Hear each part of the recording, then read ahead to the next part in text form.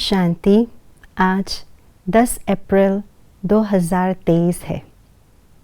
संग दोष क्या है, संग दोष के कितने प्रकार होते हैं और इन्हीं संग दोष से बचने के लिए क्या युक्ति है, आइए आज के स्लोगन के द्वारा ये बात जान लेते हैं। एक बाप के श्रेष्ठ संग में रहो तो दूसरा कोई संग प्रभाव नहीं डाल सकता। 1971 की एक अव्यक्त मुरली में बाप दादा ने कहा है कि अगर संगदोष के पेपर से यदि पार हो जाता है तो वे आत्मा तीनों कालों और तीनों लोकों में बाप के समीप रहने का भाग्य प्राप्त कर सकते हैं। इसीलिए हमें संगदोष के पेपर से पास विद ऑनर्स बनना ही है। और इस बात से ये स्पष्ट होता है कि संगदोष का ये जो सब्जेक्ट है कितना इम्पोर्टेंट है और इसको अटेंशन देने की बहुत आवश्यकता है। कहते हैं संग दोष या कुसंग का दोष, ये दोष कहाँ लगता है? ये लगता है हमारे मन पर। कई प्रकार के संग दोष होते हैं जो हमारे मन पर बहुत गहरा प्रभाव डालता है। तो वो कौन कौन से संग दोष हैं? पहला है संबंधियों का संग दोष। हम कई लोगों के साथ अपना संबंध जोड़ लेते हैं, लेकिन उनके व्यवहार चाल चलन का जो कुप्रभाव है हमारे मन पर पड़ता है और उसी अनुसार हमारे चाल चलन हम रखना शुरू कर देते हैं। दूसरा है वाणी का संग दोष। वाणी यदि उल्टे हो तो उसका भी संग दोष हमारे मन पर बुरा प्रभाव पड़ देता है और उसी अनुसार हमारी भी वैसी ही वाणी मुख से निकलना शुरू हो जाता है। तीसरा है अन्न का दोष, अन्न का संग दोष। किसी परिस्थिति के वश या किसी संबंधियों के स्नेह के वश होकर के हम अपने अन्न को खराब कर देते हैं और उस अन्न के दोष हमारे मन पर पड़ता है। और कहा भी जाता है जैसा अन्न वैसा मन।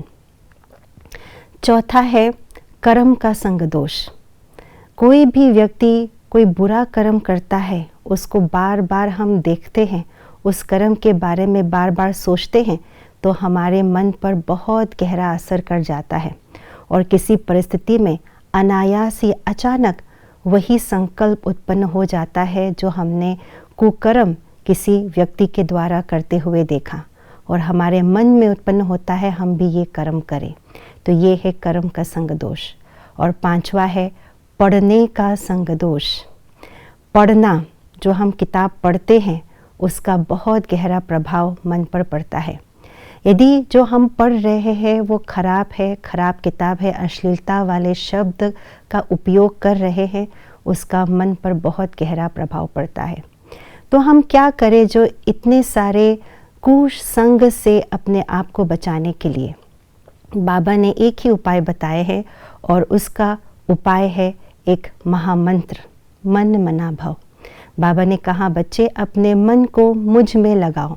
कैसे लगाएंगे? सारे संग जो हमने अभी वर्णन किए वे सारे संग बाबा के साथ जोड़ लो। अर्थात सबसे पहला सर्व संबंध बाबा के साथ हम जोड़ लें, वो संग का रस बाबा से हम लें। दूसरा है वाणी, बाबा के महावाक्यों को ही सुने और दूसरों को सुनाएं। तीसरा है अन्न, बाबा को भोग लगाकर ही अन्न स्वीकार करें और बाबा की याद में ही अन्न स्वीकार करें। चौथा है कर्म, ब्रह्मा बाबा के चरित्रों को हम फॉलो करें, ब्रह्मचारी बने तो कर्म का, श्रेष्ठ कर्म का प्रभाव हमारे मन पर पड़ेगा।